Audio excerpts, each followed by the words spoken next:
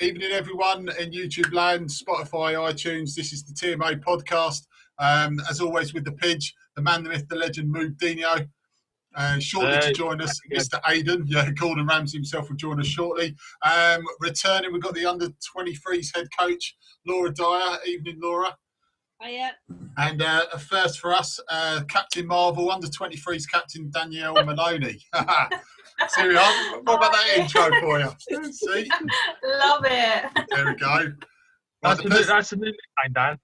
That's it. That's the pleasantries out the way now. Let's get down to business. Right. Guys, as always, we're sponsored by Sweets for All, and get onto YouTube for our channel, Tailor-Made Army TV, and also to WD18, the Watford fans channel. They've got some player interviews coming up as well as we. So get onto both YouTube channels and subscribe. And obviously the fans ladies channel, and we'll put a link in the description on YouTube as well. So get on. Absolutely massively important to get onto the fans channel for the ladies as well. So, right, we'll get straight onto it. Right, we've got Dave Quick's come up with a nice one for you, Dan, if you don't mind. He said, describe what it means to be a lifelong Watford fan, to pull on the shirt and play for the Hornets as well. For me, since I was little, Watford has literally been everything. So to be able to say that actually I've made kind of like my debuts and I played for Watford and been lucky enough to do it for the last 2 years has literally meant everything to me. So I've said it a few times to other people that actually, like, no matter kind of where, like, the level or anything like that, like, Watford has always been home for me. So I've kind of like gone away and come back, and that's kind of replicated kind of the thing that I just wanted to be here, and I've worked hard to try and get here now. Brilliant, fantastic. Moves? Yes, thanks, mate. He's stealing, because I thought Aidan would probably steal him, but... Yeah, he's too busy trying to unmute himself. Right, he's coming. Right. Bear with me, guys, because I've just been caught cold-footed here. That's all right. I'll shout one out as well. We've got Laura. Dave's giving us one for you as well. Once I get my phone on, it's supposed to be touchscreen, but it's not actually working. Right. What has this season been like for you? This is for me. What's the how do you describe the season? I know it was cut short, but what's your highlights and things that have really caught the eye this season? Possibly player-wise or anything in particular? I think for us it was going to be a fantastic season. I think up to where we obviously had the cup final, which was obviously now postponed, it was really good in terms of when we come in August, we had a players meeting with the girls and we told them the 3 things that we wanted to do and achieve this season. One of them was to get to the County Cup final and win it. Unfortunately, we got to the County Cup final, but we weren't able to go out there and take the cup back home, which I know we would have done. Yeah. The other one was to finish in the top 2 of the league. Again, we were really on top of doing that. It was goal difference that it came down to in the end in terms of Tottenham just hanging on to that bit. And then our third one, was to get past the quarterfinals or get out the group stages of the League Cup, and the girls did that with a narrow loss against Crystal Palace in the end. But I couldn't be prouder of the set of players that we had, and as I said at the start as well, we had the key players come in, and we retained a lot of players as well that were just our core of the group, and helped the other players to settle. And the players that come in added value to the team. It wasn't we had to start from scratch to show them everything again. It was they were quick learners and they knew what they were doing. So overall, for me, it was a fantastic season. And just seeing how the players grew as a team, I think the team cohesion this year was phenomenal. You couldn't I couldn't really say any bad things about the girls in terms of how they just went together. They wanted it and they really pushed on and challenged each other. So for me, there was loads of highlights in the season, which I'm sure we'll go on to talk about. But no, I was very, very chuffed. Very chuffed. Brilliant. Guys, jump in one? Yeah, jump in, guys. Well, guys, I was going to ask. The big news this week is like Andrea departing the club, which I've got to be honest, it sends shockwaves through I think near enough everyone I've spoken to. What is going to be like your what favourite memories are you going to have of her? Because she's going to be, I'm going to miss her massively. But for like you guys, is like, how much are you going to miss her? Do you want me to go first, or do you want to go first? Go for it. Oh no, all I was going to say, more than that, it's just her presence. Like, it's something that I think I've told her so many times. She's probably one of the nicest people I've come across. She's just genuinely such a nice person, and the way that you can just talk to her, even though obviously English isn't her first language, and I remember when she first came, the amount of laughter and banter we'd have at her because she didn't understand a word we were saying. But for her to be able to pick that up and then like kind of return the banter and just be so friendly in anything we want to do, like especially for us 23s, like if we ever had any questions or there was anything, she'd always be the first to interact with us, and that's something that I've always said to her that I really appreciated, and she kind of took us under her wing a little bit, so I'm definitely going to miss her on that front in training. Yeah, Andrea was such a humble player.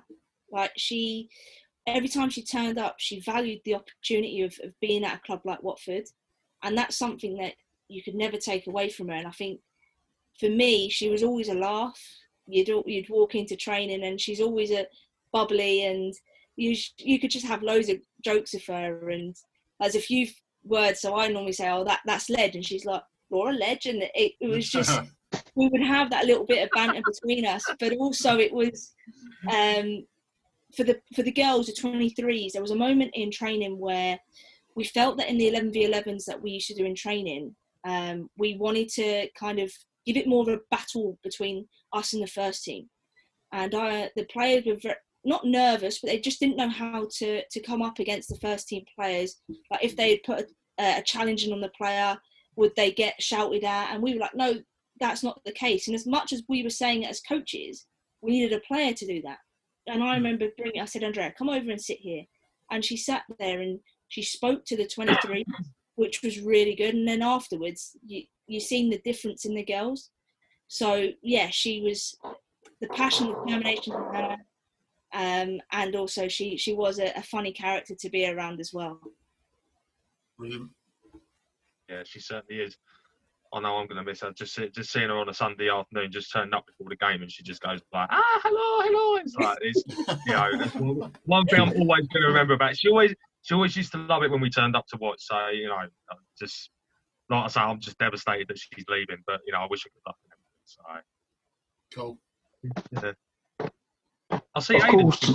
Yeah, I finally sort of moulded her out. Laura, as you mentioned, you've done the 11v11 in training. How important was that for the girls as a whole, as a learning curve? Because there's things like the first team do that you might see better, and of course, like working alongside Clint Armands and all that. How important was that for you and the under 23s as well? As a coach, it's very valuable to us, because that's where we do the Tuesday. We do all of our prep for the game, and then Thursday it will be right. Now we have that opportunity. Sometimes we have an hour, sometimes we have half an hour, but that time there to go out and go, right, we've practiced this, now go and put it into practice. And that was a time where myself, Amy or Joe could go and speak to players individually. We could speak to them as units, give them feedback on what we were doing. And also it's that if you can go up against our first team, which we all know have got some very good players in there and play very good football, if we can compete against them, that's only going to boost our under 23s in terms of when we go and play the other reserve teams. If you think when we were supposed to have played Stevenage in the County Cup, Stevenage first team are only a league below our first team.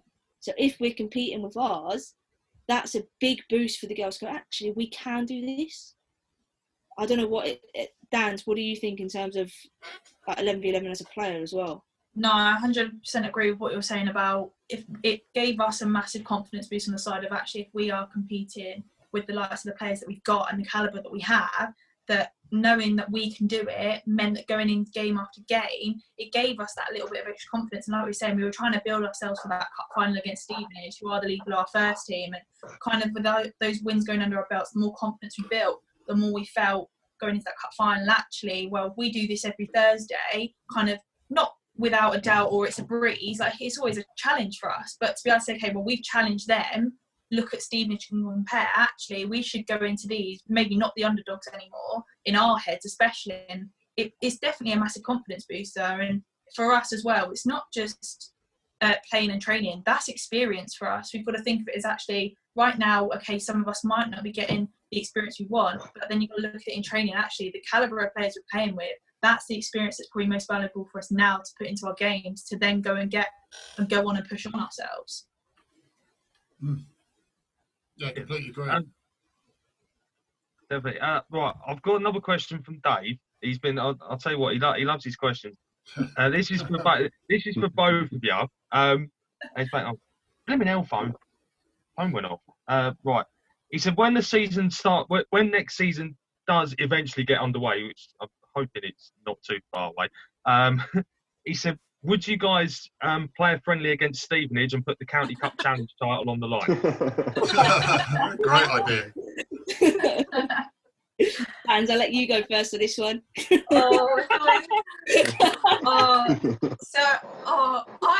would love to have a friendly against Stevenage, because that was my club 2 years ago. That's where I was for a year, and obviously I'm friends with a lot of the girls, and being able to throw a bit of banter on that side would definitely be a laugh. And I know that for them, they'd definitely be up for it, because they've got this stigma against us if they beat us in the cup final. And it's not just Watford beats in the cup final, they look at it as, and I know some of the girls look at it as under 23s, quite a lot of youngsters have beaten us. And when you look at their team, they've got a lot of experience, just like our first team have, and they're definitely ones that kind of ruffle their feathers a little bit.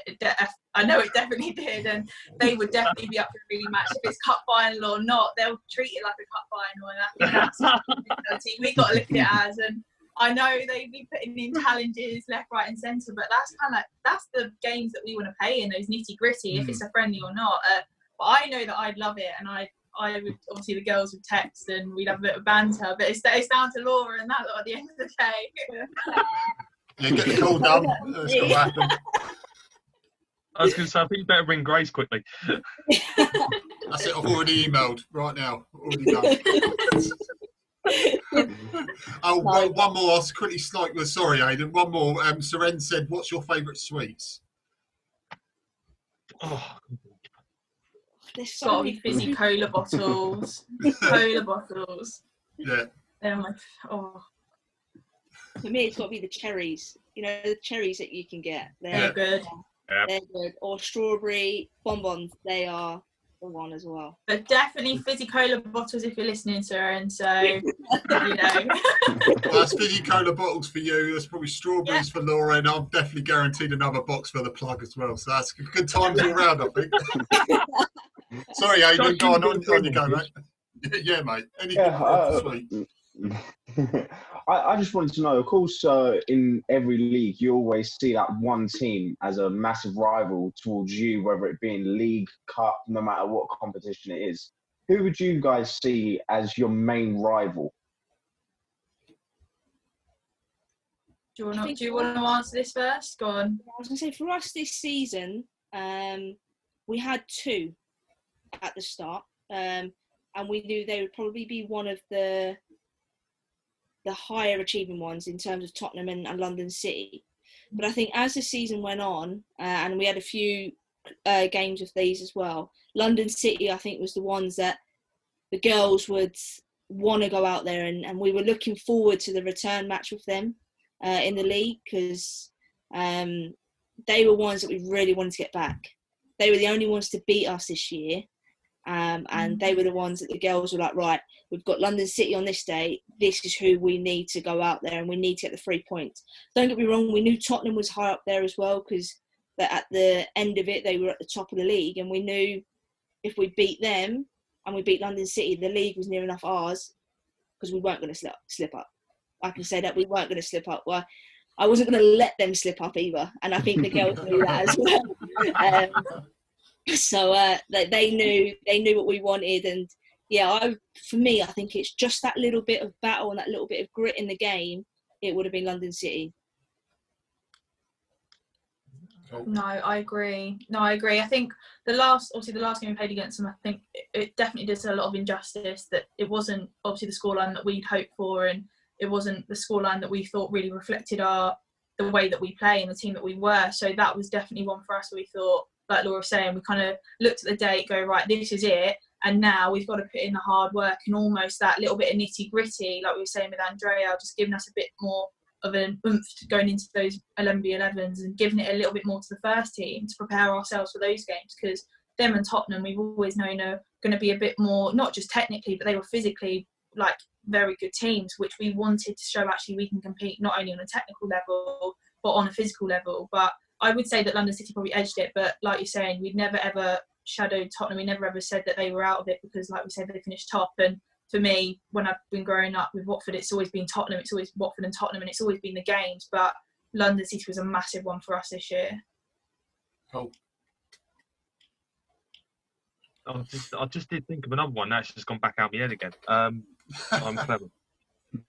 No, trust me, I'm not happy. My brain's frazzled. Yes, I'll throw one out. What's the transition between? I think I probably asked you this before, Laura, and you very kindly came round for the other podcast. The transition between the reserves and the first, or the under 23, shall we say, and the first team. Do you think over the last couple of years it's been smoothened out and there's much easier transition for the girls to sort of shall I say, upgrade to the first team, or do you still see there's still that step is being made easier? So still work to be made, trying to transcend up from under 23 to first. Yeah, I definitely think it's been easier, and I think it helps that as a coaching group we're all pretty much together. There's no right, Law, you're the 23s, Amy and Joe, you're the 23s, off you go, and then it'll be Clint, Arm, and everyone else go on the other side. It's more right, we'll have a little chat about what's going on. It might be before training. It might be that Clint might call me on the Monday and just say, right, how did everyone get on? And we have conversations around who's doing well, who do we really need to push on, and get them into that first team, give them a bit of that experience so they go, actually, I am capable of doing it. So in terms of that transition, it has smoothed a lot more over the last couple of years. And the fact that I know that I can pick up the phone, I can call Armand, I can call Clint, it helps as well. And I think where we all train, we're all lucky enough to train at the same time, train at the same venue. It just helps a lot more because the girls get to interact with each other as well. Yeah. And I think it's not only about preparing the girls to go up there and know actually technically they're great and hitting it in a football sense, but also that they have the bond with the girls going up. So when last probably 2 months of training, we were starting to merge parts of training together. So the girls had that opportunity to interact with the first team players. So the likes of Dan's, and she could go up against and talk to Emma Beckett, or Bex as she's known as, about her different roles. What is she currently doing? And Dan's could get feedback in that sense. So yeah, it's definitely getting there, and I think it's a club that really wants to push on their youngsters, and there is a focus around that. Cool. Boobs, did you get your question? Yeah, I've remembered it now. That's why I was frantically writing it down so I didn't forget it again. Honestly, it's been a long week, so bear with me. Guys, I wanted to ask you, how did it, when the news broke, when we had all the COVID outbreak and everything, and the FA announced that the seasons were going to be null and void, how did you guys feel about that? Because I know with the first thing there was they were pretty downhearted, but for you guys, because you were like right up there in the mix, like say at the County Cup final, how did you guys feel about it? I was disappointed when that happened, but then after I kind of settled down and thinking, actually, the reasons why it's done that is because of the current situation. when did we ever know it was going to be safe for the girls to go back? Would it have ever been safe? And also that vital training and that they're missing out on as well. Because it would have been, even if it was to have come back last month, the girls still would have needed training leading up to that. And at that stage, we knew even from the FA guidelines that you weren't able to go back. If you think the men's only started going back training end of May, so it's building that timeline. And I think for the health and safety of players, coaching, and all the staff, I think at that time, yes, you're disappointed, but then you know it's for the right reasons there. Yeah, no, I agree. Of course, at first, I think any footballer is going to say they're going to feel a bit disheartened, especially in the situation we were in. But ultimately, you've got to look at the bigger picture. And we all knew that it was the right decision. And as tough as bitter as a pill it was to take, we all knew that was the right thing. And actually, ultimately, I think we all knew that actually we would have felt unsafe going into training had it been going back as quick as it was, or had this season continued. So I think from that front, yes, okay, we're disappointed, but like I've said before, we look at it now as, okay, the season ended how it was, look at the things we achieved. We've been able to tick things off our list, like Laura said previously. We made it to the cup final, we finished in the top 2, and we were able to look back on our performances and go, actually, do you know what? We've done ourselves proud for as long as we can. My throat's going again. Brilliant. Aidan, has Aidan got one? Because I thought he's just sitting there looking like he's at church or something. No, I was listening. I'm intrigued in what they're saying. Oh, that's all right then. I'm just getting worried, mate. That's all. No, I'm intrigued in what they're saying. I do have one. What is it like when one of the players actually gets called up to the first team? How excited are they? Like, who's mainly the first one that gets the text or phone call saying that they've been called up to the first team for whether it be in a cup match or league? So it would go within training that week. So when the girls, there's quite a lot of the girls that got called up for the Kent game. So that week, the girls that were going to be involved in that game, they went and trained with the first team. So they'll train Tuesday, Thursday, and get a bit of time in the 11v11 to understand formation, the tactics. And then it would be down to Clint to call them and say, look, you're in the squad. And then it will be announced on the Friday. So all squad players get to see who's in that squad. So for the girls, I think it's a massive achievement. Now, Dan, you were called up to that one, so you could probably give a bit of players' perspective around that as well. Yeah, no. Well, being called up for that game, like we were saying, you go into training and, okay, yes, we get the time to go with the first team, but nothing's ever guaranteed. So that's then your time to go, okay, we look at the system they play, we get used to playing it, and then you've got to prove that actually you deserve that place and you deserve that call up. And once you get that call, once you kind of we got that text on the Friday morning saying you're in the squad, it doesn't get a much better feeling, especially for myself, someone who has grown up, like you said, Watford, men's and women. It was amazing for me. And actually back in, I think it was October, I think I was lucky enough to get a call off Grace, and I got my first call up there against Portsmouth in the cup game. And for me, I think I was the first 23 to get the call up kind of this season. And for me, that was a massive achievement, because I've known I'd worked so hard last year and I'd put in the graft to kind of start the season off, and just to get rewarded going along on the bench and just being involved in the atmosphere on the match day, that's the experience that we're so desperate for and we're so hungry for. And once you get it, you kind of don't want to let it go. And that's why then we got rewarded. A lot of the girls got rewarded when it came to the Kent game. And I think from then, a lot of them then realised, actually, being involved in this environment, this is what I want. And it definitely stepped your game up when it comes to training the following weeks. That must be so rewarding for you guys, putting in such hard work, and also for Laura and the team, knowing that all their hard work and perseverance has paid off. I mean, what is it? What was your feelings when you got called up the first time? Were you really nervous, or were you just took it in your stride and just said, look, I'm really pleased, but it's quite an easy transition for me? Of course you're going to be nervous first, because it's not more the fact that it's not the first team, it's just you're not used to playing with that team week in, week out. It's just the system might slightly be different, or a position may slightly be different to what you're playing. So of course it's nerves, but ultimately the thing you've got to think of is, well, I've been called up for this reason. There must be something behind it. Now, if I do get the chance to go on, that's absolutely great, and I'm going to prove why I should be in here, and actually give them a bit more of thinking of, okay, well, actually, if she's come on for this player, she should be considered for the next couple of weeks. It's not just a one-time thing. It should be the girls are hungry enough that when they get the chance, they're thinking, well, actually, no. Yes, we love the 23s as much as we do, but ultimately we want to be in that first team, and we've got to make them have a decision. So for me, it was all about actually, okay, brush the nerves away. I've got to be excited for this, but I've got to be hungry for it. No, brilliant. Absolutely brilliant. Now, I think you guys, how much, I mean, I know Aidan and Moobs turn up every single week, but you hear stories, they gave us such fantastic feedback from you guys as well. And it's the hard work. We saw the ladies documentary as well, the London one. And, it's, you know, people that don't know, I know these guys want to come in with stories. So guys, I do apologise.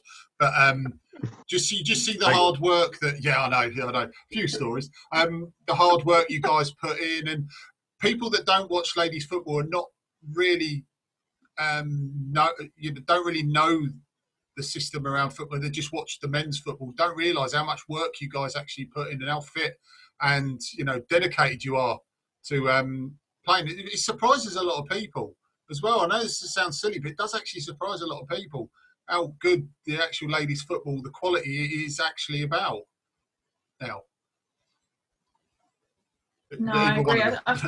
I've spoken to a couple of people over the last few weeks kind of around this, and I've said that it's obviously great that people are starting to kind of take a bit more notice of us, but I think ideally, like you're saying, obviously people are a little bit shocked at kind of what they're seeing and actually how good the women's game is, and I think it's just a little bit of naivety on their part, kind of like not really wanting to engage in the game, and kind of when they finally do, it's a bit of a shock for them. I just think it's just people being a bit naive to start with, really.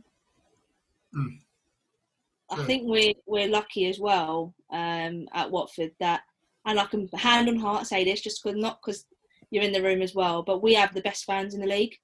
We honestly do, and the amount of support and effort that everyone they put in for our game is fantastic.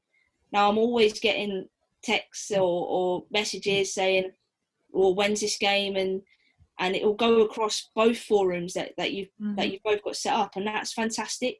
And to see that you want to support the game just makes our time a lot more, I don't know, it makes it enjoyable, because we know actually we're going to turn up. And I think there's been other teams where they're like, well, how have you got, I think it was Norwich, there was a couple of them, how have you got fans like come all the way up here? And I'm thinking, that's our fan group, and they're like the under 23s, and I'm like, they would travel anywhere if there was a free weekend, they'll travel anywhere to come and support us, and it's fantastic.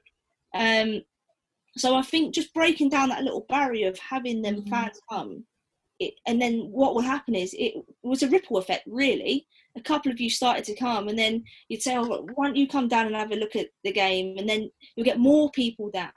So I think it just takes for 2 or 3 people to have a look and go, actually, it's football. Just because it's on the news, it says women's football. It's football at the end of the day. We still have the same tactics. We still have the same positions. Yeah, we're still playing the same pitch, the same goals. Everything it's just football.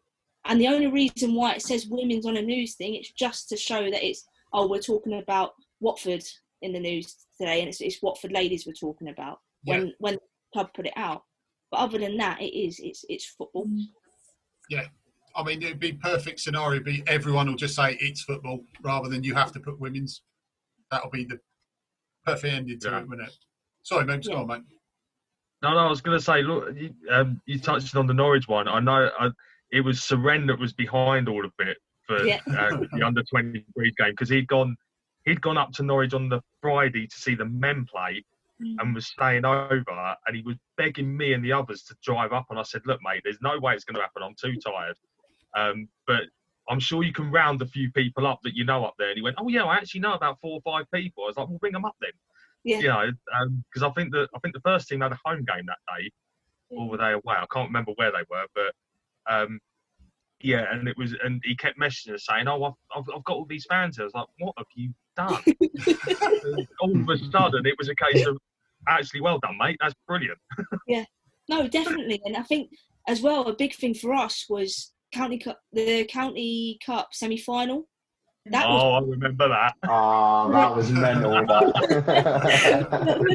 For the 23s to have that many fans there on that game, and I think it did give us that extra boost, like being behind the goal and you could hear you lot singing, and I was like, Me leading the charge. At one point, I think it went a little bit silent, and I felt like going, "Come on, keep going." And probably you were all getting a little. You should have. Aidan, come on.